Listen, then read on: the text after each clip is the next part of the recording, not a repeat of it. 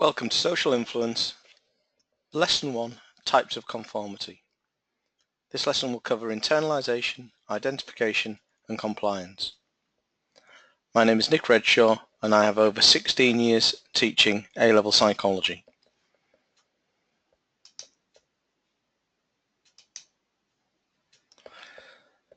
Firstly, types of conformity. Kelman in 1958 identified 3 types of conformity. Internalisation. Individuals change their beliefs and behaviours both publicly and privately, as they already sympathise with the opinion they are conforming to. Here, change is likely to be permanent, even when other group members are not present. We now move on to identification.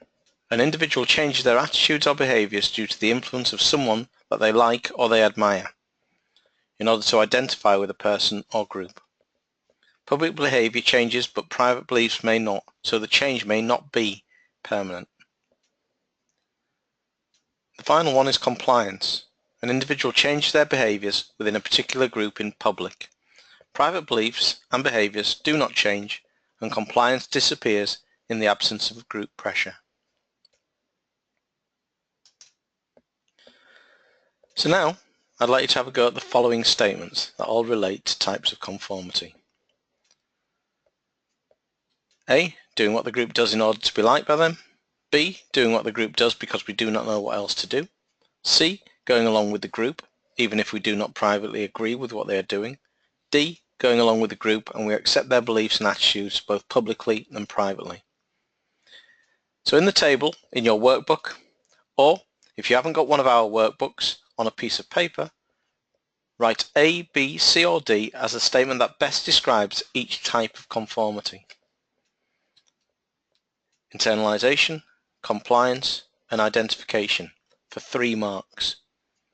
This is the typical type of question on paper 1. So just spend a couple of minutes, a few seconds. If you want to pause the video while you do it, that's fine.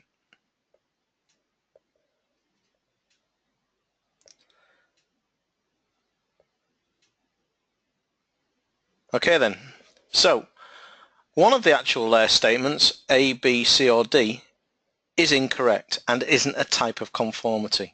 Hopefully you've recognised that B is that statement, doing what the group does because we do not know what else to do. That is an explanation of conformity, i.e. it's informational influence, which we will cover in the next lesson. So what have you got for internalisation? Hopefully you've got D. Going along with the group and we accept their beliefs and attitudes both publicly and privately. Internalisation, i.e. you're internalising both publicly and privately. So what have you got for compliance?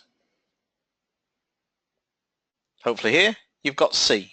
Going along with the group even if we do not privately agree with what they are doing. And that leaves us identification with A. Doing what the group does in order to be liked by them. Okay, so moving on to the next question, one type of conformity is compliance. What do psychologists mean by the term compliance? So have a little go, compose yourself, you may want to pause the video.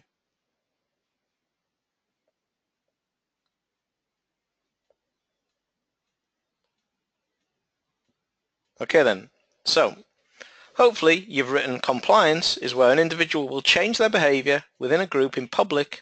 However, private beliefs and behaviours do not change and compliance disappears in the absence of group pressure.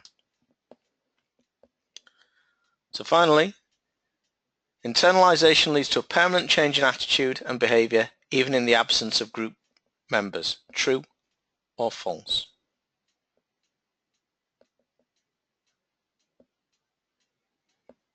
Okay, hopefully you've said true there. Identification leads to a permanent change in private beliefs.